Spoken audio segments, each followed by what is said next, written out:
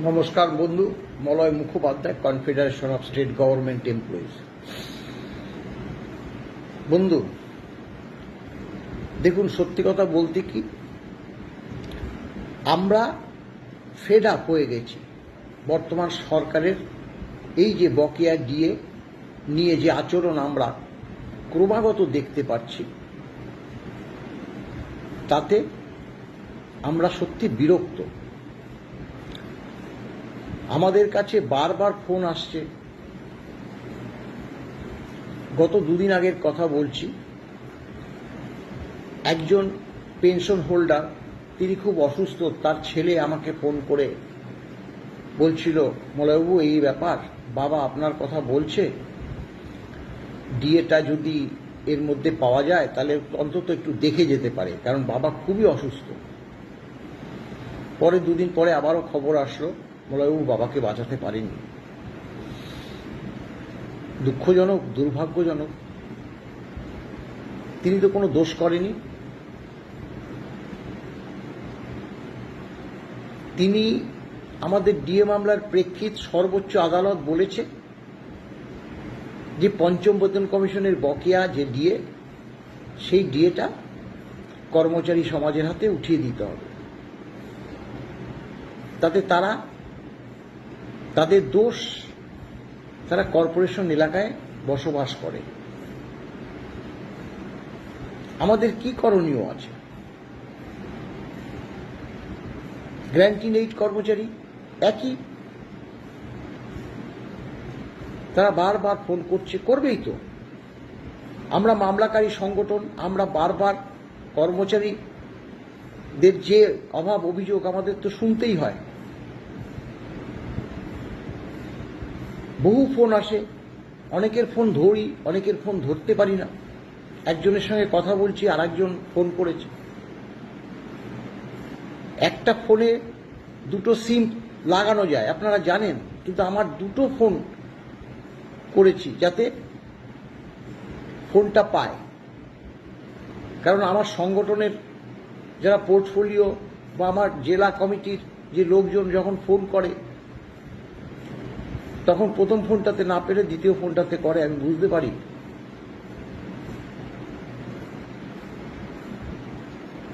আমরা অন্তত 7-8 বার রাজ্যের যে অর্থ সচিব, তাকে চিঠি দিয়েছি যে আপনারা কেন দিচ্ছেন না, একই যাত্রায় পৃথক ফল কেন?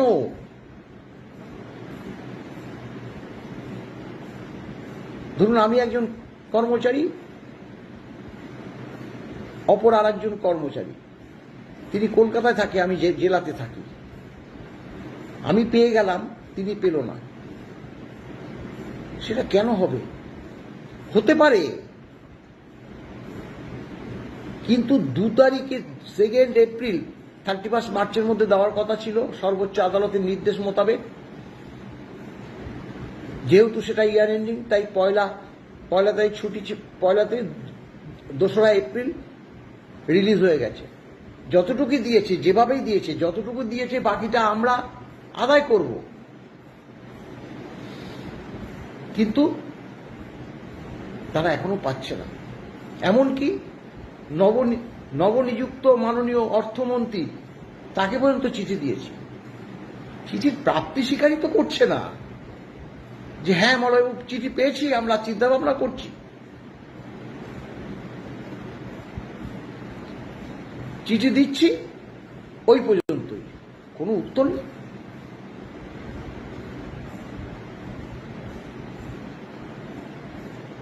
রোজই ভাবি, আজ বোধহয়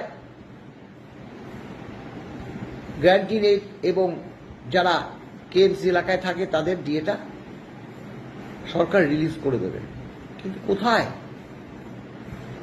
এবং ঠিক একই খবর জানতে চেয়ে আমাদের কাছে ফোন করছে, মলয়বাবু আপনি কি কোনো খবর জানতে পারলেন? উত্তর কোনো নেই আমাদের কাছে।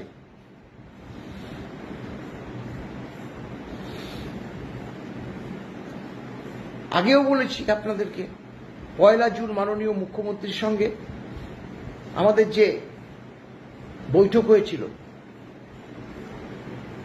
খুব ফলপ্রসূ বৈঠক হয়েছিল। আমরা বেরিয়ে এসে বলেছি, মুখ্যমন্ত্রী আমাদের কথা শুনেছে। মুখ্যমন্ত্রীকে তো আমি এইভাবে বলেছি যে দেখুন,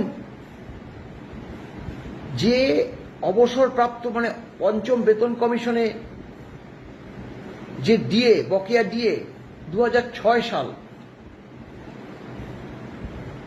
1/4/8 থেকে, তারা সেই সময় যারা কাজ করত তাদের এখন বয়স কারো 75, কারো 80, কারো 90, কারো 100 ছুঁই ছুঁই, অসুস্থ। বলেছি আজকে 1 জুন, 4 এপ্রিল, মাফ করবেন 2 এপ্রিল, এক শ্রেণীর কর্মচারী বকেয়া ডিএটা পেয়ে গেছে, কিন্তু এদের দোষ শুধু কেএমসি এলাকায় বসবাস করে। তিনি অর্থমন্ত্রীকে এই ব্যাপারে নির্দেশও দিলেন, দেখলাম, কিন্তু কোথায়?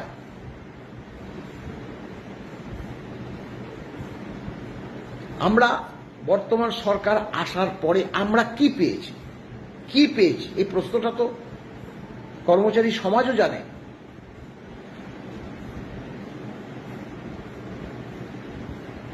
পঁয়তাল্লিশ দিনের মধ্যে,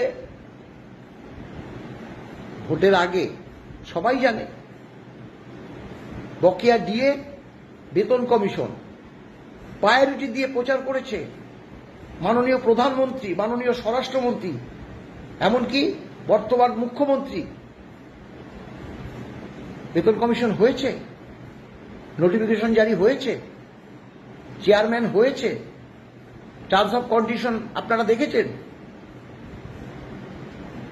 সেখানে বলছে ডিসেম্বরে রিপোর্ট দেবে, 1 জানুয়ারি 2027 থেকে বেতন কমিশন। আবার অষ্টম বেতন কমিশনেরও দেখি কথা শোনা যাচ্ছে। ভগবান জানে কি করতে চাইছে না কেন।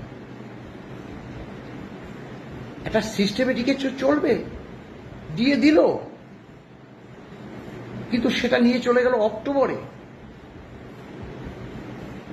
4% ডিএ বিগত সরকার ঘোষণা করেও দেয়নি। আরে বাবা, সরকার তো কন্টিনিউয়াস প্রসেস, বারবার বলছি তো। তাহলে সেই 4% ডিএটা এপ্রিল মাসে ঘোষণা করলে পরবর্তী যে সরকার এসছে সে তো দেবে। কোথায়? আবারও দেখলাম যেদিন আমাদের সঙ্গে মাননীয় মুখ্যমন্ত্রীর বৈঠক হচ্ছে তার একদিন আগে যারা অবসর নিয়েছে 1/4/8 থেকে একদম 31/12/15 পর্যন্ত একটা বকেয়া ঢুকিয়ে দিয়েছে।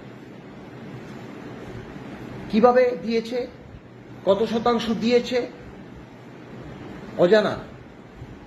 অনেকেই ফোন করে বলছে, বড়বাবু কতটুকু টাকা দিল? এখানে তো 12 বছর, 12 বছরের মধ্যে 8 বছর, 4 বছর 16 থেকে 19 আমাদের দিয়েছে, সেটাতে এত হয়েছে। এখন দেখলাম যে কিছুই পাইনি।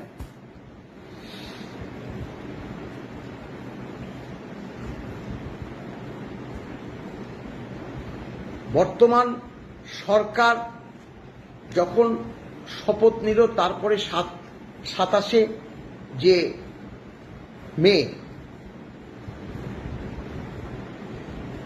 মামলাটা ছিল, নয়া সরকারের আমলে মামলাটা ছিল। আমাদের উদ্দেশ্য ছিল নয়া সরকারকে যাতে সর্বোচ্চ আদালত একটা নির্দেশ দেয়। বিগত সরকার বিদায় নিয়েছে, বর্তমান সরকার এসছে, অতএব আপনাদের নির্দেশ দিলাম যে এবার আপনারা যতটুকু দিয়েছে, কারণ তৃণমূল সরকার থাকার সময় শেষ মুহূর্তে ওই 1/1/16 থেকে 31/12/19 পর্যন্ত দিয়েছে, বাকিটা যাতে দিয়ে দেয় নির্দিষ্ট নিয়ম মতো, তার একটা নির্দেশ আমরা সর্বোচ্চ আদালত থেকে আদায় করে আনব। কিন্তু দুর্ভাগ্য, মামলাটা তো হলোই না। কেন হলো না সেটা তো আমরা বারবার বলেছি, আর সেই বিতর্কে আমরা যেতে চাইছি না। এই যে 1/4/8 থেকে 31/12/15 পর্যন্ত যে ডিএটা দিয়েছে তার তো হিসাব সরকার দেয়নি। আমরা মামলাকারী সংগঠন, সরকার তো আমাদের দেওয়া উচিত। আমরা বলেছি, আমরা দেখেছি সরকার তার নিজস্ব এআইসিপিআই পঞ্চম বেতন কমিশনের ডিএ দেওয়া হয়েছিল 1982 সালকে 100 ধরে 536 পয়েন্টে, আর সরকার নিজস্ব এআইসিপিআই করে সেটাকে করে দিয়েছে 605 পয়েন্ট। আমরা খবর পেয়েছি, ভয়াবহ খবর। পঞ্চম বেতন কমিশনের দিয়ে ধরুন আপনি 6% পেয়েছেন কোনো একটা মাসে, ওই যে 605 পয়েন্ট করার ফলে আপনার ওই 6% দিয়ে -3% দিয়ে হয়ে গেছে, মাইনাস দিয়ে হয়ে গেছে। বিস্তারিত পাবো, এগুলো তো আমরা এখানে থেকে কিছু করতে পারবো না।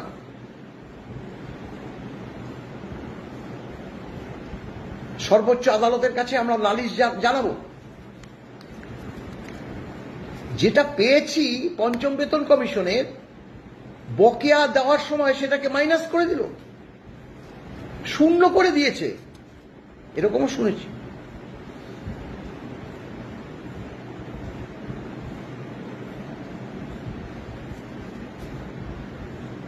হিসাব কষে আমার দেখতে হবে। আমরা বলবো যারা ওই 1/4/8 থেকে 31/12/15 মধ্যে হোক বা 31/12/15 পর্যন্ত হোক, তাদের বেসিকটা কত, পেনশন বেসিকটা কত, পেনশন বেসিকের কমিট যেটা করেছে সেটা কিন্তু ইনক্লুড করবেন। কমিট করার পর যেটা মানে বেসিক পেনশন বেসিক, সেটার উপর কিন্তু ক্যালকুলেশন হবে না ডিআর, পুরোটার উপর হবে। অর্থাৎ যতটা কমিট করেছেন, 100 টাকা পেলে আপনি 40 টাকা কমিট করেছেন, কিন্তু আপনার বেসিক কিন্তু 100 টাকা। ধরুন 100 টাকায় বেসিক, আপনি 50 টাকা পেয়েছেন। আমাদের দেখতে হবে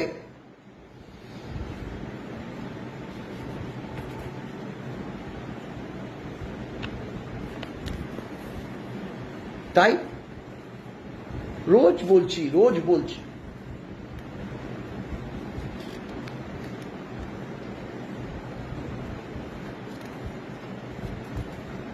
তবে একটা কথা ঠিকই, এইটুকু বলতে পারি, দেখুন রাষ্ট্র যদি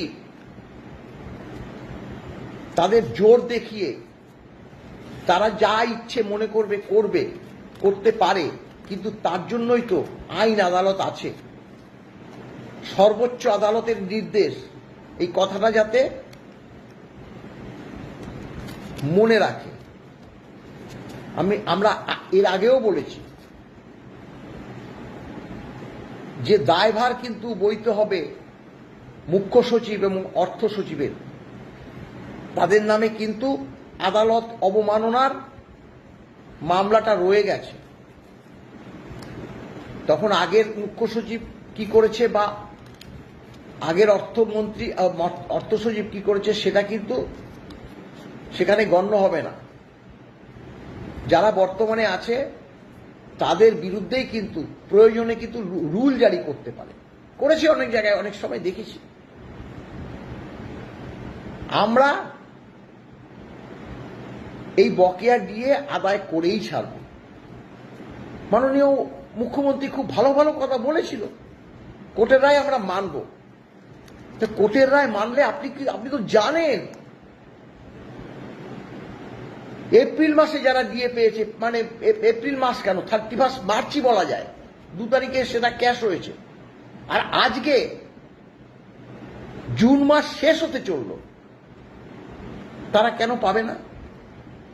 আমরা তো বকেয়ার উপর ইন্টারেস্ট ক্লেম করিনি, অথচ এই সরকার শুনছি নাকি ডিএটা যেটা পঞ্চম বেতন কমিশনে পেয়েছিলাম সেটাকে মাইনাস করে দিয়েছে।